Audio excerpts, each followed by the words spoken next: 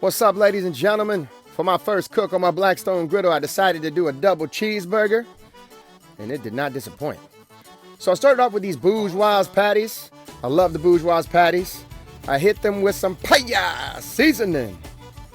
As you can see, these patties are just perfect quarter-pound thin patties. They press them every day. It's awesome. So now I set the Blackstone to a low setting, and I got this bad boy heated up. Yes, indeed. Here I've got 2 yellow onions. I want to go ahead and get these things sliced up, just like that. So now I go check on the griddle, make sure it's heating up to around the 300-degree mark.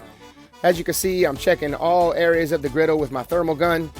It's good to have a thermal gun when cooking on a griddle. So here I add a little bit of vegetable oil down, and then I melt down about 2 tablespoons of butter. I'm going to saute these onions right here in this butter. So drop them in, and we lose one. Man, you really got to watch out for that little back hole there, which is the drain. Started tossing them around, and once again, that little drain there got the best of me. Nailed it. I just point to it just now to let you know, hey, you got to watch out for that thing. So here I just cook down the onions gradually. Not a crazy heat here because I want to saute them to a very soft consistency. I want to caramelize them. So as I see a tan color start to happen and come out on these onions, I kind of pile them up in the middle here, and then I increase my heat. This allows the griddle to get a little hotter so I can throw down some water and then steam them up a little bit. That's what's going to soften these onions and also bring up some of the color on the bottom. And I just keep tossing them around. I repeat this process a few more times and cook them down for probably 20-25 minutes. And eventually they get to this color right here. Just beautiful caramelization. I give it one last little steam in here just to get up the bottom. Give them a little bit of a toss. And as you guys will see, it's just perfect. That is the type of caramelized onions you want on a burger. Look at that right there. Woo, man, I love them. So at this point, I scoop them up, put them in a bowl, so that way everybody can just fix their own amount on their sandwich whenever the burgers are done. So I give the griddle a little bit of a scrape in here just to clean off the surface a little bit, because I will be adding the burgers next, and I just want a smooth, clean surface when I drop these burgers. So I wipe it down real good. This is a damp towel, just getting everything up. And then I add a little bit more oil to the surface of this griddle. Wipe that in there too. Make sure we get an even coat all the way around. And then off to the right here, I'm gonna drop some hot dogs because, you know, we had a bunch of kids over. Some of them wanted hot dogs, some of them wanted burgers. You know, you gotta please everybody. That's why you get the big one. Now it's time for me to drop my first patty. So I throw them down, seasoned side down. This was trial and error for me because it was the first time cooking on this griddle. You know, every griddle setup, what have you, has a different temperature and burner and, you know, hot zones. So I felt like I flipped them here a little early, but I was kind of wanting to know where my hot zones were. And I was able to see that the top part of the griddle wasn't quite as hot as the middle and even bottom part of the griddle. As you'll see, this next one right here, it has a little bit of a better sear. So now I know that area gets pretty hot. Nonetheless, you know, these are some thin patties, so I wasn't disappointed in the fact that I didn't get a full covered sear, because I didn't want to dry them out or anything. I wanted them to still be pretty juicy. But overall, they look great to me. And that was the first round of patties right there, ladies and gentlemen. So I threw this part in here because I know some people like to see the griddle cleaning. And it came up really easy. And I attribute that to seasoning the griddle over my stove. I seasoned all sides of this thing really good over a gas stove. And as you can see, I was able to just scrape it off and throw it right into that back drain. It worked out great.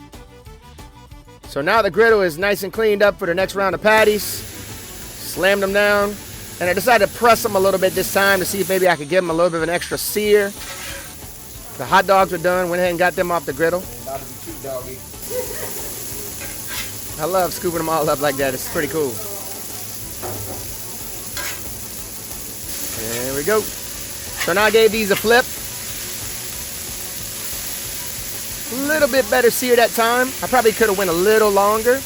But, you know, I mean, that's the second round of burgers on this thing. So I feel like I'm learning it pretty fast. I mean, overall, they look good, man. They look nice and juicy for some thin patties. At this point, I went ahead and dropped some cheese on some of these burgers because there was a few of us that wanted cheeseburgers, as I mentioned in the beginning of this video. And I went ahead and let those melt. Covered it for a little bit, popped it open, and there you have it, ladies and gentlemen. Some double cheeseburgers I'm putting together right here. Look how good that looks. Outstanding. I went ahead and pulled them off the griddle, put them on a plate, and then handed these bad boys to my friend here, so that way everybody could go get to eating. Then I decided to get the griddle nice and clean here because it's good to get this stuff off right away. I mean, even if you do let it sit, it's not that hard to get up. You just got to reheat the griddle, and then you slowly work it off the griddle with your scraper. But as you can see, man, it came up real easy once again. I mean, this was probably a couple minutes right here. Just a little bit of scraping and just pulled it off and put that stuff right into that back drain. This was nice, man. I really enjoyed this. This was a lot of fun. Just scraping away. And there we go. Nice and cleaned up right there. So I'll go ahead and wipe this thing down to get some of that excess grease off the surface of the griddle. Now, I do want to mention, if you don't do this right away, you do want to turn the griddle off. Even if it comes to complete cool and all that stuff congeals and sticks to the griddle, that's okay. You can come back later, heat it up on a low heat gradually, and then just scrape it down and then wipe it all down. So as you saw, I wiped the griddle down everywhere just to make sure all ins and outs of this thing were cleaned up. Add a little bit of water to this so I can wipe down the surface again. Then I used a damp towel here to kind of give it a steam cleaning to make sure I got every bit up. Look how clean that is.